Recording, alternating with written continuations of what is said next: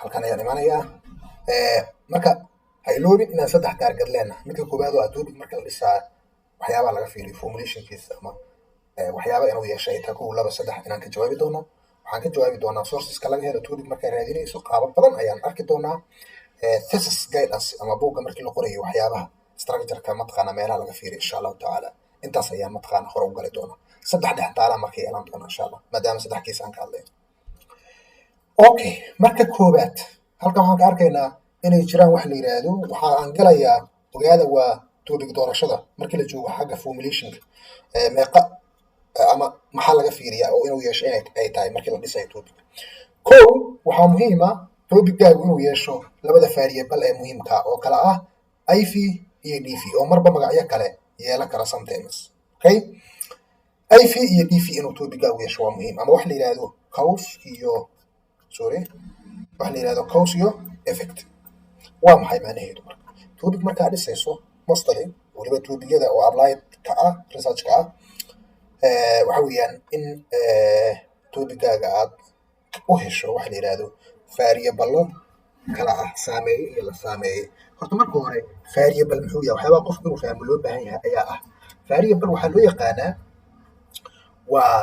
wax walbaahi oo la baari karo ama la miishar garay karo ama la cabiri karo. lambar 2 astaanta isbedelkana ku sifooba macnaha wax isbedelay oo fixed ahayn sida adiga wax oo aanay isbedel ku imaanaynin macna ma samaynayso in la baaro ha ahaatee lamana baari karo sababtoo we almost know inuu fixed yahay hal meel taagan yahay so marka waxa kan waa inay variable yihiin la baarayo marka variable-kii labadan ugu asalsan tahay kuwa kala jira midna waa saameeye midna waa la saameeyay. For example topic-yada easy-ga oo aan u qaadan karo waxaa kamid ah social media markii la joogo waxaa fiiri karnaa saameynta uu ku leeyahay business-ka oo kale ama digital marketing-ka saameynta uu ku leeyahay sales performance oo kale. Meesha waxaan fahmaynaa in social media uu yahay variable aan rabno inaan baarno sidoo uu cause gareynayo ama sidoo uu saameynayo business-ka ama markaa mataqaanaa sales performance xagga iibka saameynta uu ku leeyahay. So iibku waa wax la saameynayo isagu. Okay? Social media waa wax saameynayo. So social media waxa aqoonsanaynaa IV, DV waxa aqoonsanaynaa sales performance. Example si fudud oo mataqaanaa degan ayagoo ay gadaal loogu qorin waan arki doonaa. aan ku socdo marka. So IV, DV la fahmaa rajaynaya. waxyaabaha kale muhiimka waxaa kamid ah ilaa 5 ayaan wadi doonaa keywords. Keywords-ka waxaa loo isticmaalaa in lagu clarify gareeyo macnaha topic. Topic-yada qaarkood waxay noqon karaan inaa u baaraysa baaritaankaaga positive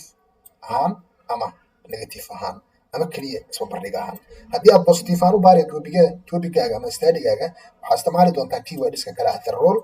the importance, the significance, the benefits waxaas oo idil oo IV iyo DV-ga saameyntooda dhanka qumana dad ka eegayso keywords-kaas ayaa la adeegsadaa inkastoo aysan badanaa 100% qasabahay. sidoo kale waxaa la adeegsadaa haddii negative aan aad u baaraysana the effect, the impact iyo the influence inkastoo xagga testiga iska mid ay noqon doonaan marka gudaha u gashto insha Allah. sidoo kale isbarbardhigga markay joogto the relationship between ayaad isticmaalaysaa oo keliya comparing at means ama comparative study ah. So keyword-kuna keliya wuxuu clarify gareynaa angle-ka ay ka istaagsan tahay testiga. Okay,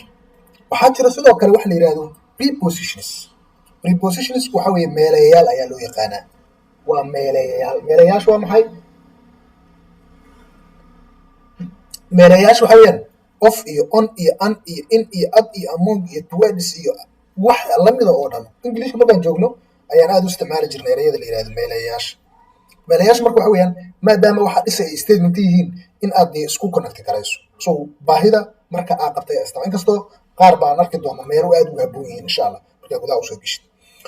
luqadda dad fahansan tahana iyaga ayaaba is sixi doono insha Allah. sidoo kale waxaa jira specific area waxyaaba muhiimka kamid ah area-da in baarista laga sameynayo.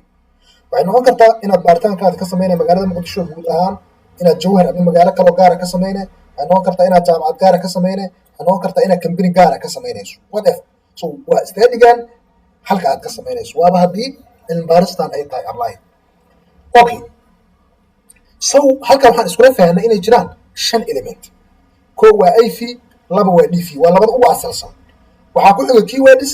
hadda waxaa ku xigay prepositions oo meelayaasha kadibna area-da baaritaanka laga sameynayo. yaa ugu muhiimsan marka qofku koow waa inuu helaa IV iyo DV. waxyaabaha kale muhiimka waxaa kamid area-da sababtoo cilmi baaristaada area hadaan lahayn malaha ma dhamaystira. Okay, labada kala badanaa marka waa waxa weeyaan waa muhiim waa laga maarmaan laakiin they are not so necessary marka loo fiiriyo sida kuwan oo kale macnaha uma saaid uma ah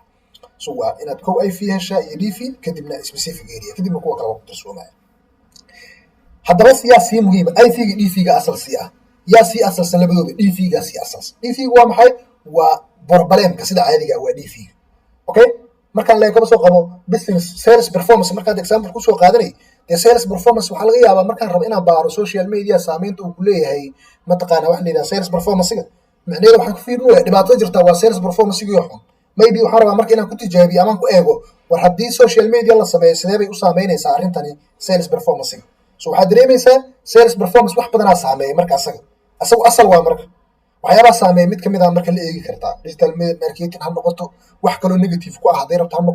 ha noqoto something else ha noqoto factors xataa in general in la baaro faktarada guud ahaan effect garaynaya oo riskiga ku ah ama determinants wax loo yaqaano sales performance-ga ama sales mataqaana wax la yidhaahdo efficiency ama growth whatever you say so shanta element in la fahmo ayaan rajaynaya qaybta example-ada ayaan u galayaa laakiin intaan u gelin waan idinku soo noqonayaa bal ii xaqiijiya haddii wax walba okay yihiin waxaan u geli doonaa example halkan ii yaala kadibna waan kala dhigdhigi doonaa insha allah are we okay saaxiibayaal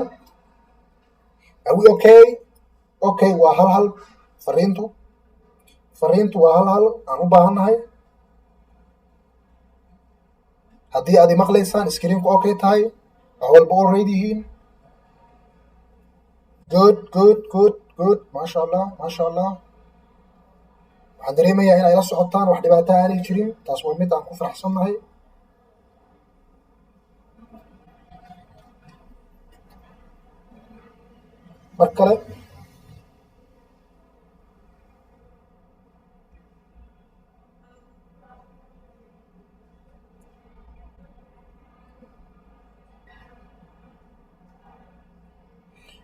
mar kale soo dhawaada insha allahu tacaala waxaan gali doonaa markaan qaybteena xigto ama facekeena labaad facekeena labaad qaybtiisa labaad oo ah inaan examplada u galno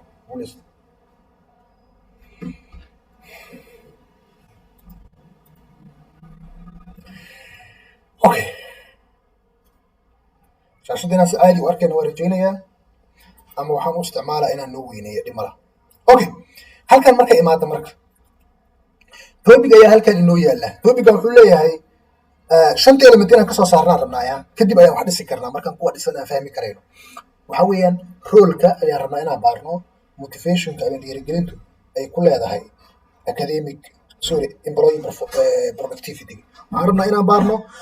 motivationka ama dhiirigelinta saameynta ay ku leedahay employee productivity ama shaqaalaha iyo wax soo saarkiisa okay waxaan rabnaa inaan ka baarno bangiga Salaam Banki gaar ahaan Muqdisho Soomaaliya sidaa markaan u eegno marka okay yaa saameeya yaa la saameeya macnaha dad si fiican u fiiriso qofku wuu fahmayaa okay waxaan ilaaday saameynta uu ku leeyahay motivationku employee productivity taasoo micnaheedu ay tahay motivation waa IV ama waa saameeye employee productivity-na waa la saameeyaa waxaan filayaa inay clear tahay oo motivationka ayaa wuxuu yahay dhacdada hore taasoo aan eegi rabno haddii uu jiro sida uu saameynayo employee performance okay mar walba labada dhacda midda hore ayaa IV-ga ah taa dhicitaankeeda waxa ka dhalanayo dabagelinana waa DV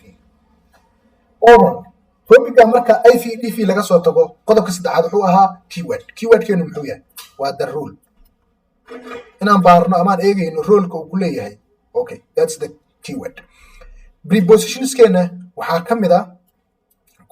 off ka mid ah waxaa ka mid ah on ka mid ah waxaa ka mid ah at ka mid ah stadigeyna areadeedu waa Salaam Bank gaar ahaan Muqdisho Soomaaliya halkaas markaan ku ogaanaynaa topigeena oo dhan inaan mataqaanahay u helnay shantii qaybood aan ka kala dhigno motivation iyo employee performance waa IV iyo DV oo motivation waa IV ayaan leenahay employee performance waxaan leenahay waa DV-geena waxaan malaynaa in si fudud la fahmayo kulli su'aalaha qaarkood la weydiin doona adinka keywordkeenu waa the role off iyo on iyo adna waa prepositionskeena ama meelayaasheena Salaam Bank Muqdisho Soomaaliyana waa areadeena okay topigeena xiga taas waxaan u malaynaa waa isla fahnay topigeena labaad muxuuna leeyahay waxaan rabnaa inaan baarno effectiga conflicts ay ku leeyihiin economic development waxaan rabnaa inaan ka baarno Soomaaliya oo dhan very clear that means conflictiga ayaa waxaan rabnaa inaan baarno sida uu saameynayo economic development. taasoo macnaheedu ay tahay conflictigu waa IV-geena halka DV-geenuna uu yahay economic development. keywordkeenu waa preposition, of iyo on iyo in-na waxa weeyaan prepositionskeena, sorry in keywordku ahaa. Soomaaliya guud ahaanteedna waxay noo noqonaysaa areadeena aan baaritaanka ka samaynayno. sida caadiga waxaa la dhahaa areadu waa inay specific ahaataa as possible, laakiin mararka qaar waddanka oo dhan waad ka baari karaysa. topigeena xigo wuxuuna leeyahay importanciga waxaan rabnaa inaan baarno computerized accounting ay ku leedahay financial performance. meesha maxaa ka fahmaysaa? waxaan baaraynaa waa computerized accounting jiritaankiisa ama isticmaalkiisa businessku ay isticmaalaan saameynta ay ku leedahay financial performance. Yes, that's so good. So financial performance waa DV, computerized accounting waa IV. The importance waxay noqonaysaa keywordkeena. Of iyo towards iyo at oo halkan taalna ay noqonayaan prepositionskeena. IBS Banki Muqdisho Soomaaliyana waa area of studygeena. waxaan u malaynayaa intaas inay very very clear tahay. Okay, arrinta xigtaay waa maxay? waxaan rabnaa inaan baarno risk factorska digital marketing adoption, faktarada ka qayb qaata ama negative-ka ku ah ama caqabada ku ah digital marketing adoption in digital marketing kala qabsado. waxaan rabnaa inaan ka baarno Somali small and medium enterprises. Good. marba haddaad aragto horta erayga factors asaga IV haba ismurjin meeshii hal IV laga fiirin lahaa DV saameynta uu ku leeyahay. macnaheedu waxa weeye DV-gan wixii saameyn karo dhan ayaa rabaa inaan baaro. kama soo qaad economic development markaan ka hadlahay conflict bisan soo qaata, laakiin maxaan conflict ahayn oo saameyn kara way badan yihiin. security-ga, political instability-ga, waxbarashada, wax badana IV u noqon kara. haddana isku wada qabtana marka dafagtaas ayaan isticmaalaya. hadda marka maxaan rabaa inaan baarin taqaana digital marketing adoption in digital marketing la qabsado faktarada dhan ee ku horgudban ereygaanaan caddaynayo macnaha negative-ka ku ah marka riski markaan isticmaalo. so factors hadda aragto marka hadday taa caafimaadka oo kale hadda aad loogu adeegsadaa iyo socialka iyo waxbarashada iyo meel kastay gashaa. caafimaadka oo kale marka la joogo waxaa arkaysaa faktarada anemiyada ku sababa maamada uur kale in la baaraayo mar waxaa arkaya faktarada dadka waayeelka ku sababa inay ay noqdaan mataqaanaa wax la yidhaahdo sunkaro uu ku dhaco cudurka la yidhaahdo diabetes. waxaa arkaysaa faktarada ciyaal ku sababa inay malaria ku dhacdo kusoo noqnoqoto, faktarada sababa in malnutrition ciyaalka 5 sano ka yar ay mataqaanaa ku dhacdo. waxaa arkaysaa cudurka heblaayo gowracatada faktarada sababa, cudurka jadeecada ama wax loo yaqaan faktarada sababa. waxaa arkaysaa faktarada hebelka kaas kala sababa. waa bad waaye aad u badan yihiin factors. marka la yidhahdana testii gaar oo la isticmaalo ayaa jira. so marka keywordska iyo qaabka hadda waxu dhisaynaa waxay ka qayb qaadan doontaa hadhowta testigeena. objectivekeena ka qayb qaadan doontaa. objectivekeena wuxuu ka qayb qaadan doonaa methodologiyadeena. methodologiyadeena waxay ka qayb qaadan doontaa testiga ama natiijada aan samaynayno ama qaabka testiga aan mataqaan ugu dhacay. waxaas oo dhan marka waa inay bilowga ku sawiran yihiin. waa sababta mar walba aan ardada ugula talino war intaadna safarka bilaabin, intaadna buuq qorin, inta aadan aadin mataqaanaa jaamacadda aysan ku siinin topic ama aadan geysanin adigu war waxaa kan iyo guidance dhammaystiran hel. soo dhowo banaadir aan kuu joognaa aan ku tababarno. haddaad dibloomada qaadan karta 6 bilooda iyo hadda halka bil qaadanaysa waa sababta ku dhayna waa taa. qofka siisa hadduu hadda si fudud ku galo xataa qof expert yahay uu kadar kama caawin karo. sababtoo ah wuxuu sameeyey iyo go'aanada uu qaatay iyo sida asaga uu rabay ayaa laga yaabaa inay kala duwan yihiin. methodka uu marooyo iyo sida uu rabay ayaa kala jeedo. maybe waa cilad marka aad u dhib badan tahay. waa arrinta testiga markaan galo waan ka xumaa out of topic ahayd. so faktaradaas ayaa waxaan rabaa hadda waxay ii noqonayaan IVs IVyo badana meeshaas ku jira iyo digital marketing adoption oo DV-ga la saameeya. riskigan waa keywordkayga markaan of iyo amongana waa prepositionskayga. Somali small and medium enterprise-na waxa weeyaan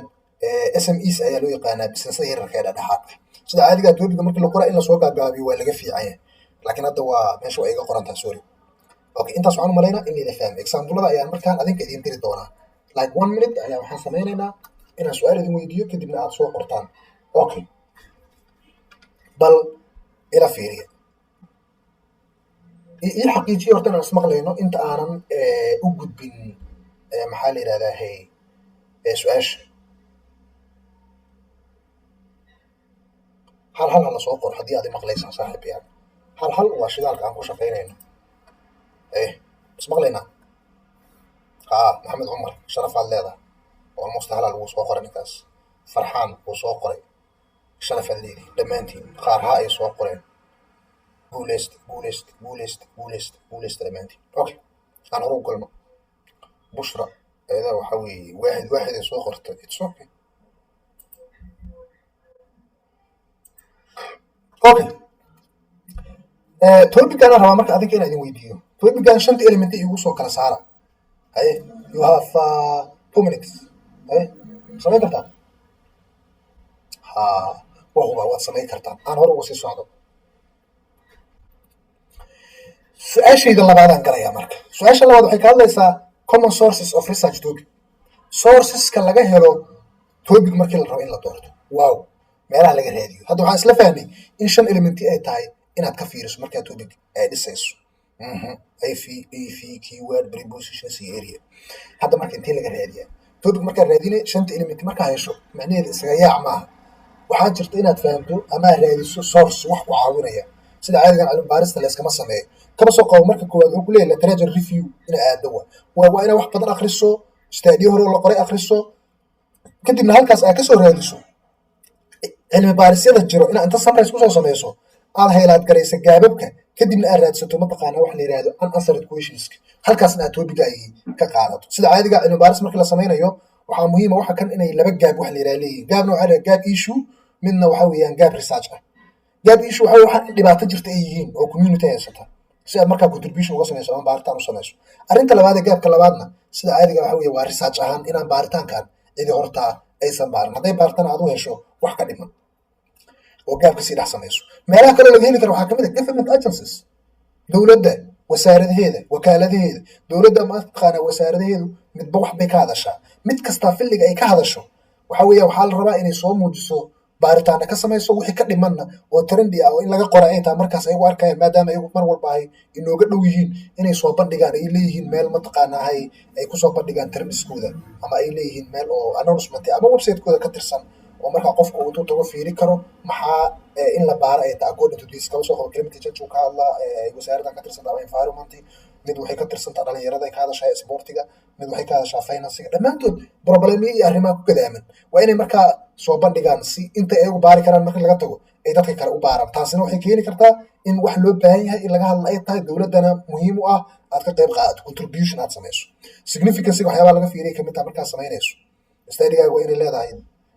natiijadeedu dad ay anfici waa inay jirtaa at the beginning. sidoo kale waxaad topic ku raadin kartaa expertiska inaad la tasho. waxyaaba aadka muhiimka u ah ee ardada badan aan kula taliyo waxay tahay inuu expert raadiyo inta aadan dee bilaabin. weliba filligaaga expert cid ku ah. waxaa laga yaabaa aniga research guud inaan iska dhigoyo, laakiin filligaaga gaarka ah la talinka raadso waa muhiim jiddan. iyadana waxa weye waa qaab aad ku heli karto. sidoo kale waxaa jira institutionyo ayaguna cilmi baariso iyo topiyo iyo wax inta soo aruuriyaan meelo soo dhigo sida kan oo kale. hadda waa fiiri doona qaar badan aa jira, laakiin iyagu marka uma badna inay gaab iyo ay mataqaana labadi gaab oo aan ka sheekeynayn ay buuxinayaan oo research gaab iyo ay leeyihiin, laakiin at least waa wax uun hinti ku siinaayo. meelaha kale laga raadiyo waxaa kamid ah AI consult inaad mataqaanaa la sameyso. AI inaad consultation like inay ku xasuusto remember more. AI-da sida caadiga hadda waqtigan la joogo la iskama indhatiri karo, waxa macno weyn ay ku dhisantaa. weliba researchka in badan oo kamid ah ayay mataqaanaa sameyn kartaa haddii qofku xirfadeeda aan detective AI-da iyo waxa sida loo sameeyo u fahmo. waxa weeyaan ya indhaa lagama tira karo. so marka waa isticmaalkiisa qofka inuu yaqaano iyo promptskeeda insha allah. hadda marka waxaan sameynaynaa laba practice oo kooban. sidee topic looga raadsadaa linkiga aan naga raacayno iyo sideeba AI looga raadiyaa. aan isla socono marka. waxaan ku bilaabayaa sideeba looga raadiyaa halkan. linkigan ayaan ka fiirin doonaa inkastoo mar dhow yata aanan eegin, laakiin let me try. kan keliya maa marka aaday u badan yihiin. halkaana na keenayaa kulli waad maqlaysaan, shaashada waad arkaysaan, wax dhibaata aynaysan jirin aan rajaynayaa. halkan idhi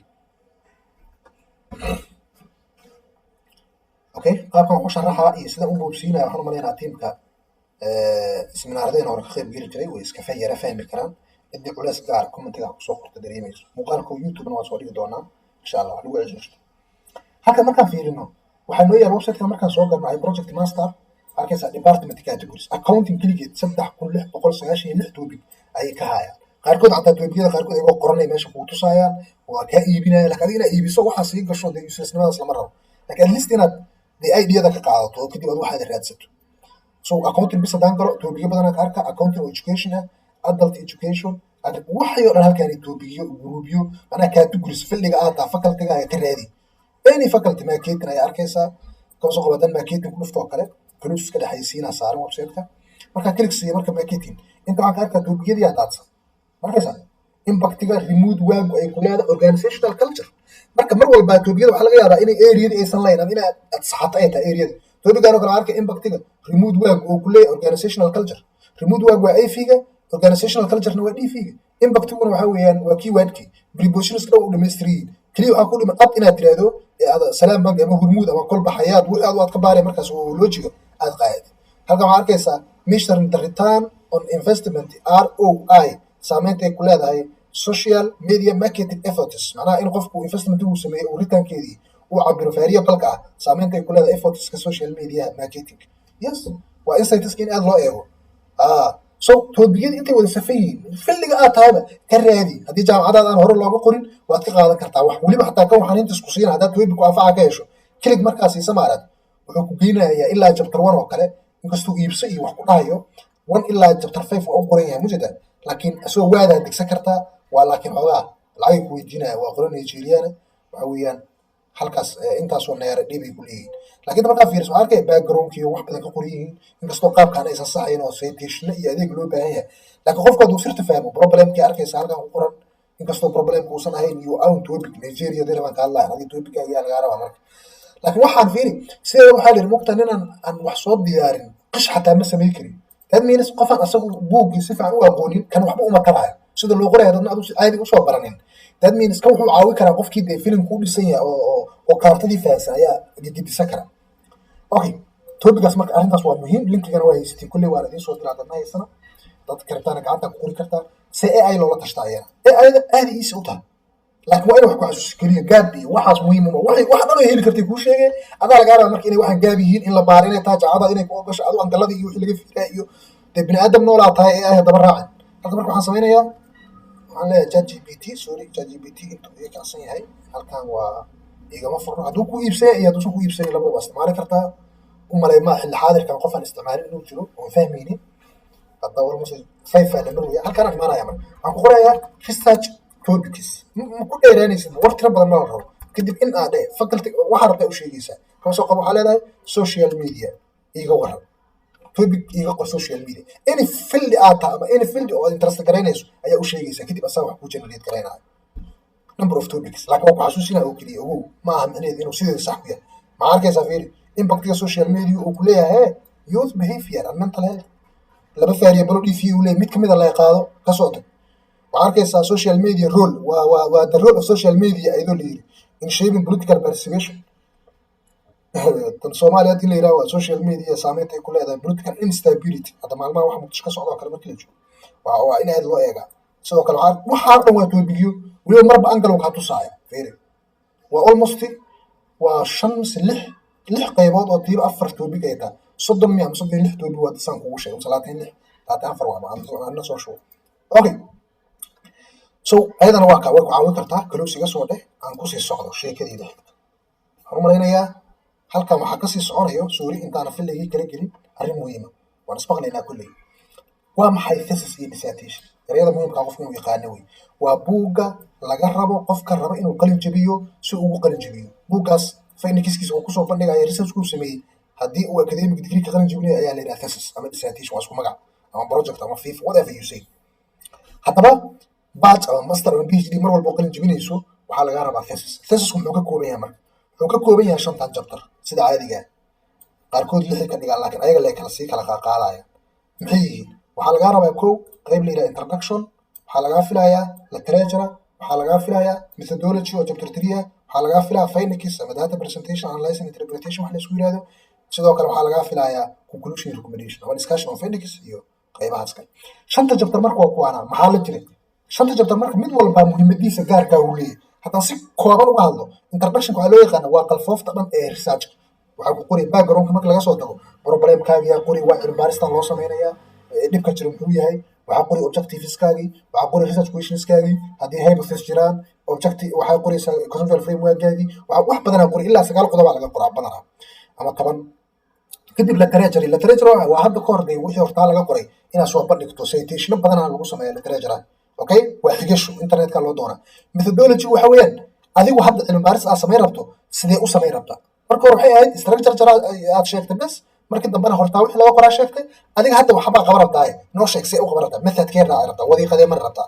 kadib intaa waxaa soo gelaya chapter 4 iyo 3 dhexdooda in xogtii lasoo aruuriyo softwareka loogu talagalay la geeyo la falaqeeyo processing and display data wax la yiraahdo la sameeyo xogta systemka lagu shubo lagana soo develop gareeyo halkaas waxaa ka dhalanaya marka data presentation oo taabaladii iyo chartigii chapter 4 markii la joogo iyo falaqeynta iyo interpretation kadibna in discussion of findings la sameeyo oo cilmi baaristii hore wixii u jiray iyo wixii adiga kuu soo baxa waa 4 iyo 2 inaad isba bardhigto kadibna inaad conclusion iyo recommendation samayso shanta chapter bas miya maya waxaa jira pages la yiraahdo hordhacayaal waa pages badan shanta chapter marka la qoro hordhacayaalaa jira page la yiraahdo cover page oo page ka weyn oo kor topiga loogada jaamacadda adeegaas ku qoran yahay page kale waxaa jira professor ku saxiixo page ardaydu saxiixdo mid mahad celin mid mataqaana hadiyadayn hadduu jiro table of contents hadii jira list of tables list of figures abstract agronomies ilaa 11 plus waa qori waa soo bandhigaysa waa page badan kan bariida marka sidoo kale abadis ayaa jira lifaaqyaashu waa buugga gaxeynta gadaal kuwa looga daro reference gadaali yani badana waa questionnaire kamid ah dad questionnaire isticmaashay ama interview dad isticmaashay waxaad isticmaashay xogta ku aruurisay ama xogta haddii aad mataqaanahay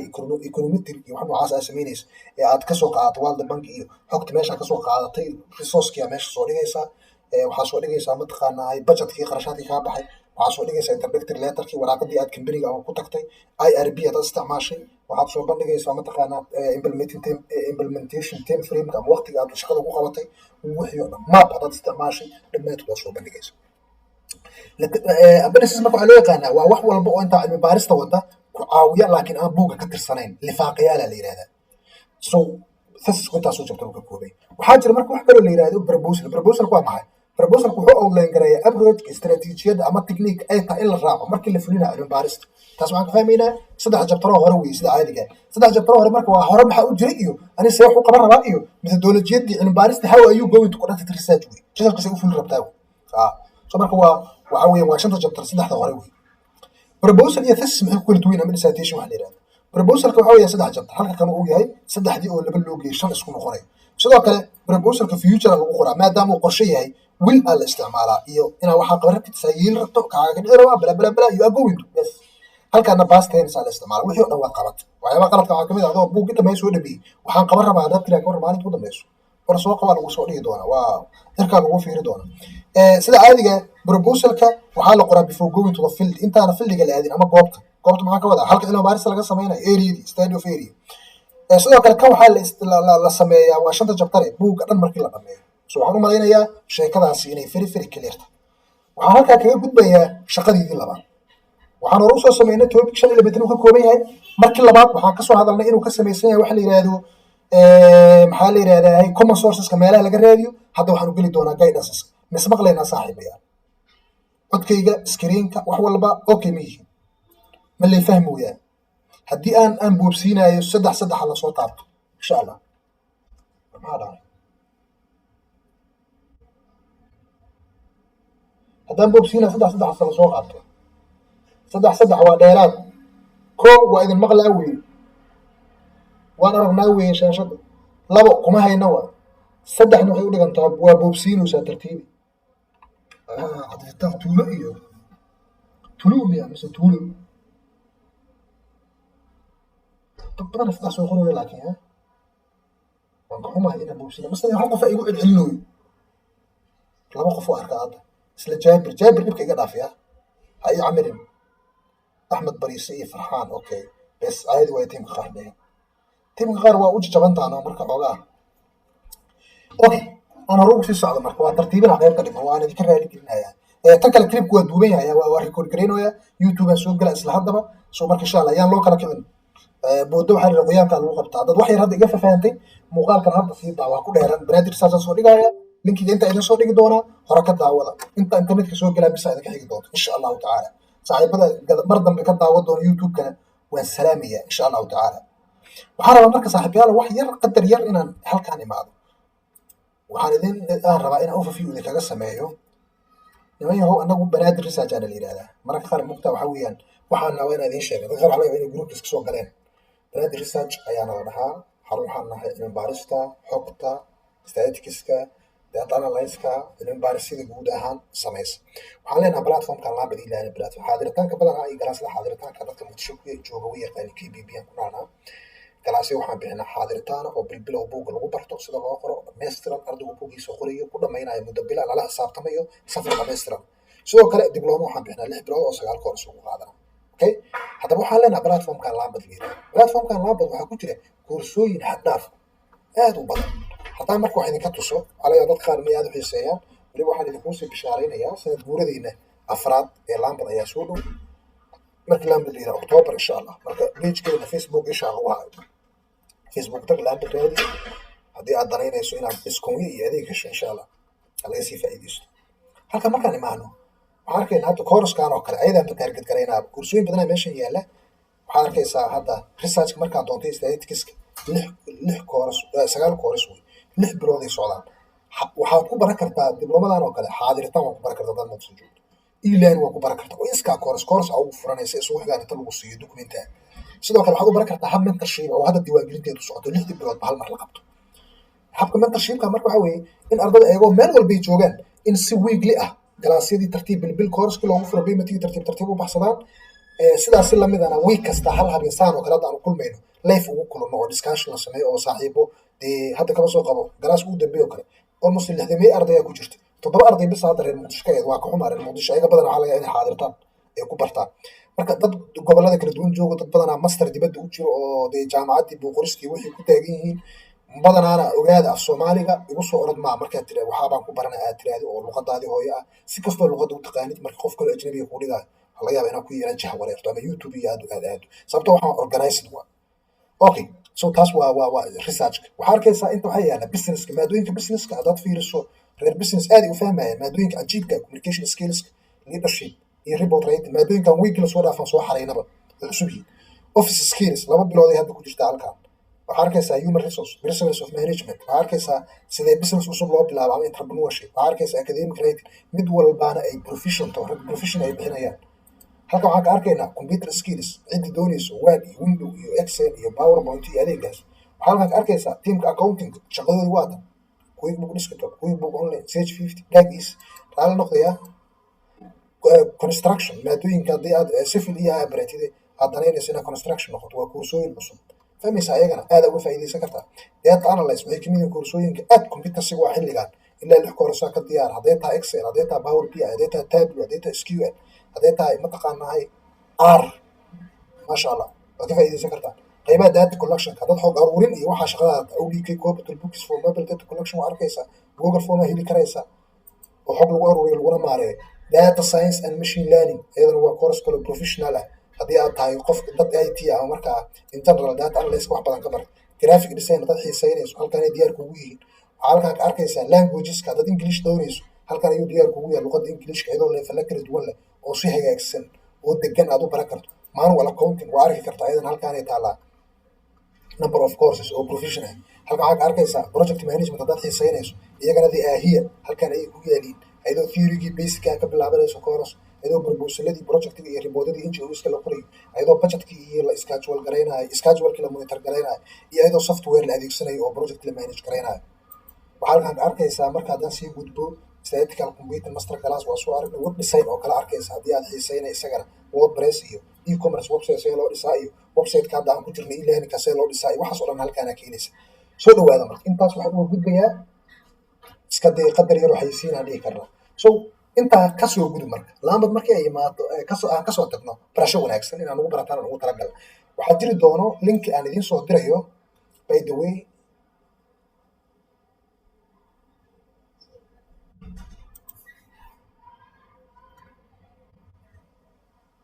okay sorry halkan maaha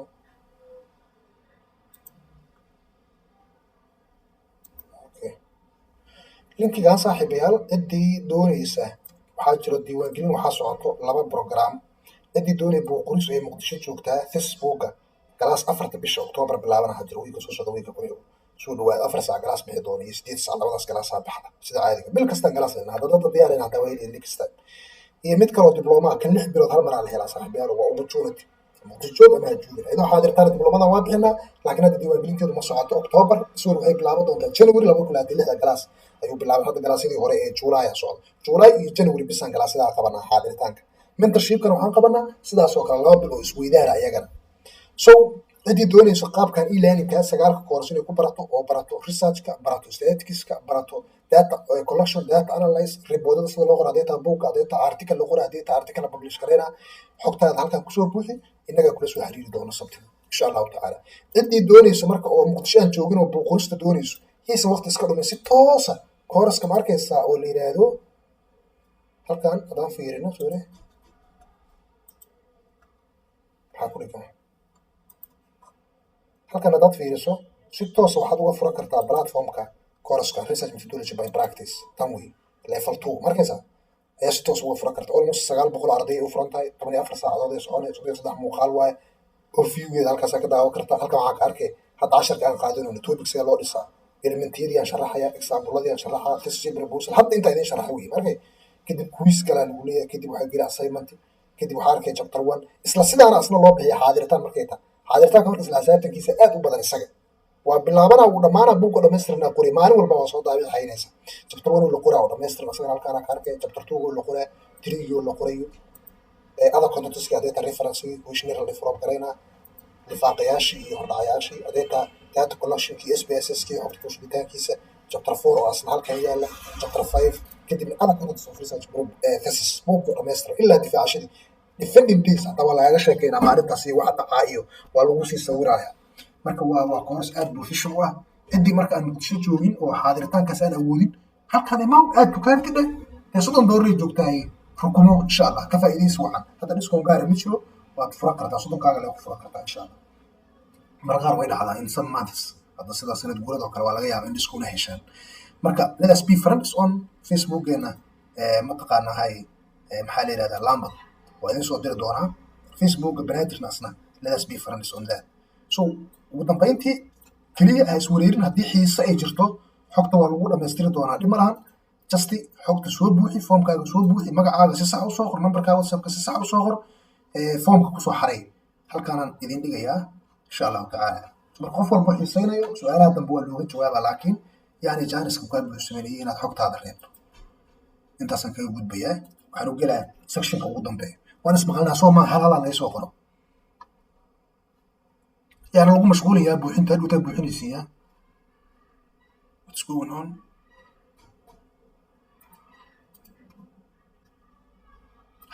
halala lay soo qoraa, dad maqlaysaan? ha raali maqlayaa wixii su-aala gadaal uga jawaabayaa saaxib yaal ha iswareerina.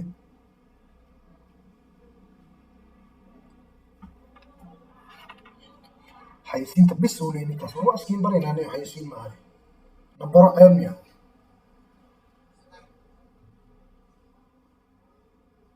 inta kale xaasnimada casharka le inaan ku wada maarata saxaawo oo aan informationkayga gudubsan. gormee dibloomada bilaabanay muna waa dibloomada kolley mentorship ka mid ah waxay bilaabanaysaa 10 October. diiwaangelintu way socotaa almost arday badankood waaba registered. ka faa'iidayso insha allah. nambarka meesha ku qoran la soo xiriir ama aan ila soo xiriir سأسود ديوان بيسو. أوكي أنقل مركز قيب تقدم بيسو.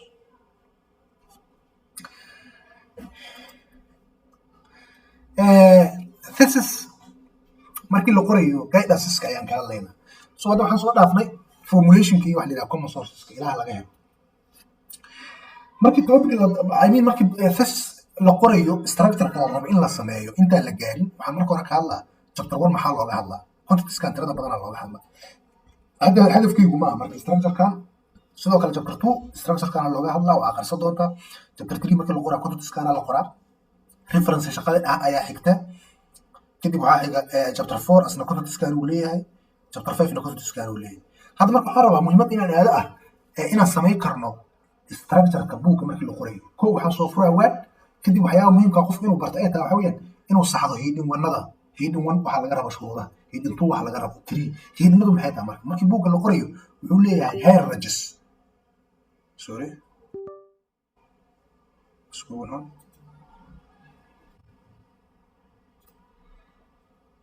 أنا ما ترى صاحبي كتير قدم موجود في جوال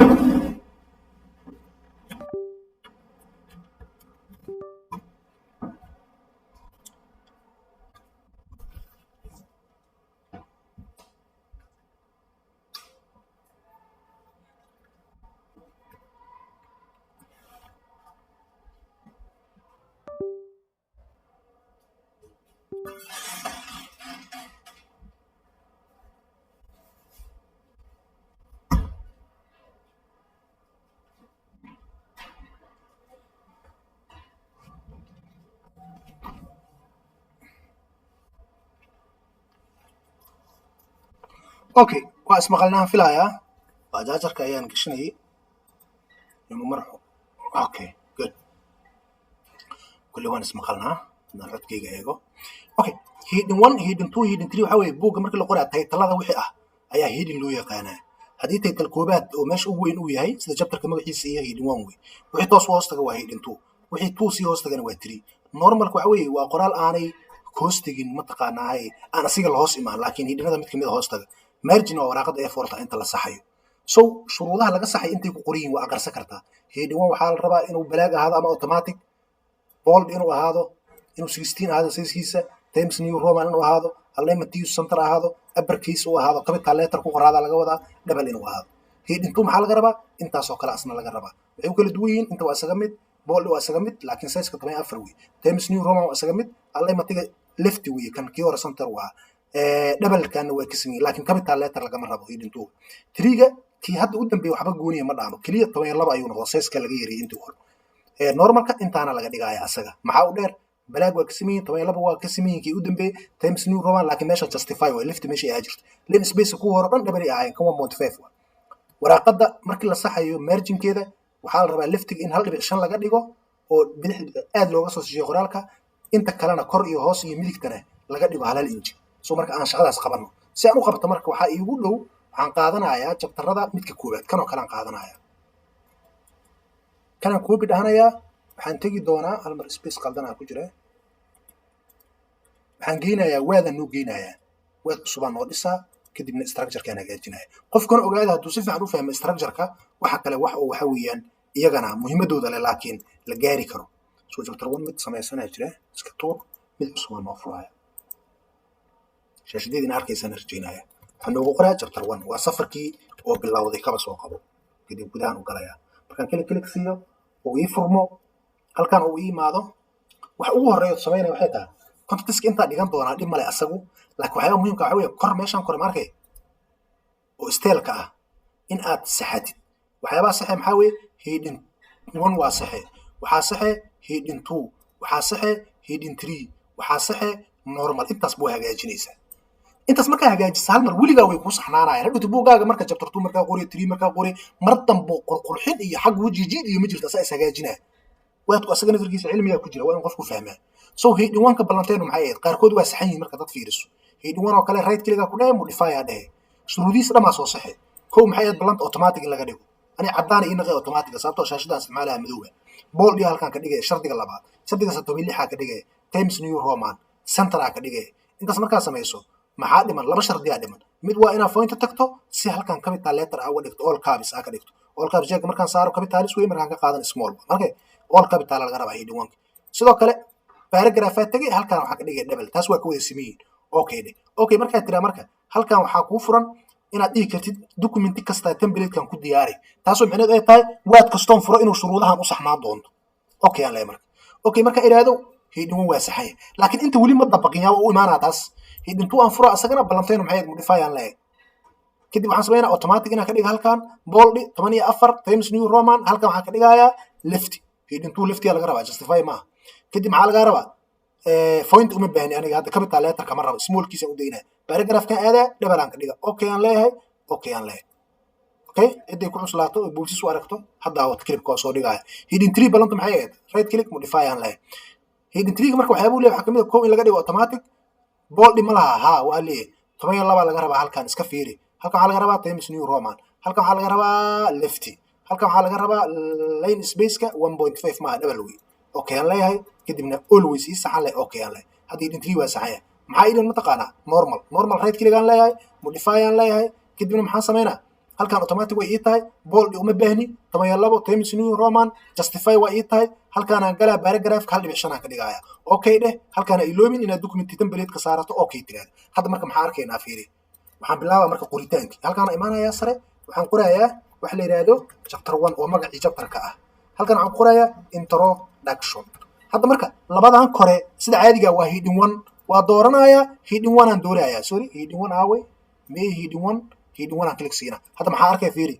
inuu kuwan kala dhanka la dheerisan yahay hore ka dareemaysaa uu ka weyn yahay oo ay wada hoos imaanayaan oo hadda calaamadaas click siiyo wax dhan way xirmayaan that means isagay hoos joogayaal u yihiin kuwan kala dhan oo meeshan yaala dhammaantood si toosa waxay u hoos tagaan heading 1ka sida caadiga ah. So maxaan sameynaa marka waan dooranaa heading 2 aan doonaya maadaama ay toos u hoos tagaan heading 1ka intaana waa heading 2 yo heading 3 maxaa noqonaa heading 3 hadda ima qoro mid baan inta ka abuuraya 1.6.1 waxaa la yidhahdaa content scope wuxuu hoos yimaadaa scoopekaas oo heading 2 ah 1.6.2 aan abuurayaa geographical scope ayaan halkan ka abuurayaa saacaddii waa nagu dhacdayaa 1.6.3 aan abuurayaa waxaan leeyahay time scope saaxiibaya kadibna intaasaan doorayaa deetana waxaan ka dhigaa heading 3 yes kadibna indent wax la yidhahan gelinaya hadda maxaa arkay marka kan haddaan xiro saddexdan way xirmaysaa taas maxay muujinaa inay asii hoos yimaadiin kuwa kale ma xirmaayaan hadhowti marka kuwa kale dhan mid walba shaqadiisuu leeyahay waa hawla lagu hoos qaban doonaa adduunyaha ka hoos dhace waa u imaanaynaa okay maxaa normal waxaan ka samayn karaa hadda sida ugu dhow introductionkan introduction say u samaynayaa introduction maxaa laga sameeyaa introduction waxaa laga sameeyaa sida ugu dhow contextkan chapterka contextkiisaan inaan ka dhigo introduction maxaa samaynayaa hadda maadaama aana topic haysan intaan u baxayaa intaraan leeyahay kadib waxaan leeyahay this chapter oo kale inaan idhaahdo waxaan leeyahay this chapter haye will be included okay will be included sorry included waa kala qaadanayaa included waxaan leeyahay okay halkaasaan baasta waxaan ku dhahayaa qoraalka good baasta marka idhaahdo maxaan arkaynaa this chapter wuxuu ka koobnaan doonaa background of the study comma ayaan leeyahay kii kale aan daba raacinaya hadda paragraph ahaan la u qorayo wax kale ma samaynayo just topigyadii uun baan maxaan rabaa inaan ka dhigo hal paragraph oo markaa aan ku sheegayo chapterka contextkiisa waxaan rajaynayaa in si caadi ah oo bisaraaxa ah la ii fahmayo okay contextka ayaa sidaa u qoray contextkaaga buuggaaga guidancega jaamacadaada waxaasoo dhan intay ka kooban tahay dhammaan waa in adigu aad hore u taqaanid oo guidancegaaga aad fiiriso aniga si general hadda u hadlayaa hadhowta cabdinuur aa yiri iyo injineer walawal asaa yiri iyo maaha jaamacadaadu dee waxa weeye documentay u qoran ay fiirinaysaa haddii ilaa yidhaahdo so iska fiiri inkastoo aanay wax badanba laisdoorin halkaanan marka daba raacinayaa aan leeyahay kan u dambayso full stop waxaan arkaynaa marka qoraalkan heading 2 maaha sida caadiga maxaan samaynaa marka heading 1 aan click siinaya heading 1 marka sorry heading 1 yaana oranin waxaan rabaa normal inaa idhaahdo normal laakiin maxaa ka qaldan mataqaanaa justify maaha waa iluuna taas malaha right click aan leeyahay modify aan leeyahay si aan isaga hagaajiyo ballantu maxay ahayd dee wayna tahay maxaa jira sug marka waxaa laga yaabaa inuu diidayo intertan aan haddaaya idhaahdee okay so waxaan samaynayaa heading 1 yes heading 1 waxaan ku dhufto sorry normal waxaan ku dhufto maxaa arkay qoraalkii qaabka u muuqdo ma aha kii haddaaya camal waxaad arkaysaa inuu yahay Times New Roman inuu len space ku hal dhibic shan yahay inuu justify yahay geesaha ka siman yahay inuu 12 says ku yahay si uu qurux badan yahay eg okay kuwaan marka hadday hoos kaa aadaan dhib ma lahan intar soo dheh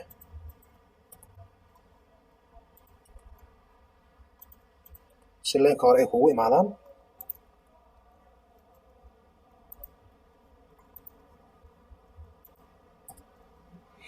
okay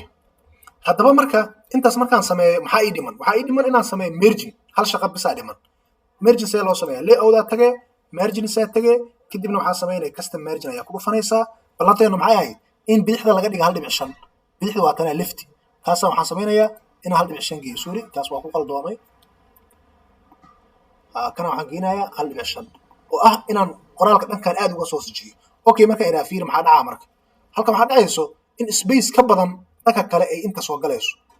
inta space fiicanaa ku jira mujida sababtoo waa buugga dhinacii la iska dhiji lahaa hadhow haddii calaamad inta ku dhigto waxaa la rabaa in still la akhri karayo laakiin dhinacan maxaa arkay hal injil loo daayay saa'id maaha mujidadu intaa badan inta 1.5 wey okay so intaas ayaan u malaynayaa inuu safarkeena caawa uu ku xirmayo haddii la yiraahdo okay